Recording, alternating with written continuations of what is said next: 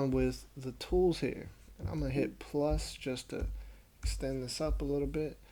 Alright, so what we have next is the razor tool, right? It does exactly what a razor does in real life. It cuts something. So let's say I wanted to cut part of this clip. If I click, it cuts the tool, so it splices it. So now if I go back to my selection tool, I can hit delete and get rid of all of that if I want to. So the razor just simply just cuts your clips. All right. Now, these next tools you probably won't use as much. I rarely use these. I do use them on a multi-camera edit. You all aren't doing that, but I'll still show you what these actually do. So next you have the slip tool. And what this does is, and it's a little crazy to explain, but what it does not change the duration of your clip. It doesn't. If your clip is 10 seconds, it's not changing it. It's going to stay 10 seconds. But what it's doing is it's actually changing where it takes place in time. So just to show you, if I click and drag here, and I'm dragging to the right, what I'm doing is I'm changing where this clip takes place in time.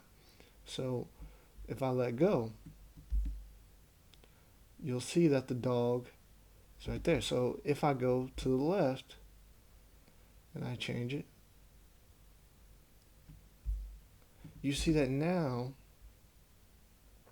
it changed to the spot where the dog is actually running. So it's just changing your clip where it's happening in time. It's not changing the duration. Now, you probably won't use this really at all in any of your projects, but it is something that works really well with the multi-camera editing. That's just if you have multiple cameras. So don't worry too much about that tool. It's not a big deal. You'll rarely use it. And then you have the slide tool. And what the slide tool does, and this is another tool that I rarely use. So what it does is it works with 3 clips, right? So you have a clip that's in the middle here.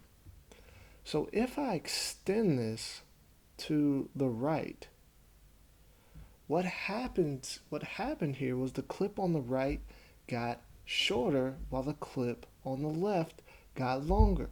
But the clip in the middle stayed the same, right? So if I move this to the actual left here, the clip on the left got shorter where the clip on the right got longer, but the clip in the middle stays the same. So you have 3 clips. The clip in the middle is the one that you select, and it adjusts the ones that it's actually in between. So moving it to the right would extend one clip and shorten the other, and vice versa. So you possibly won't use this tool as much. Now, we have the pen tool here.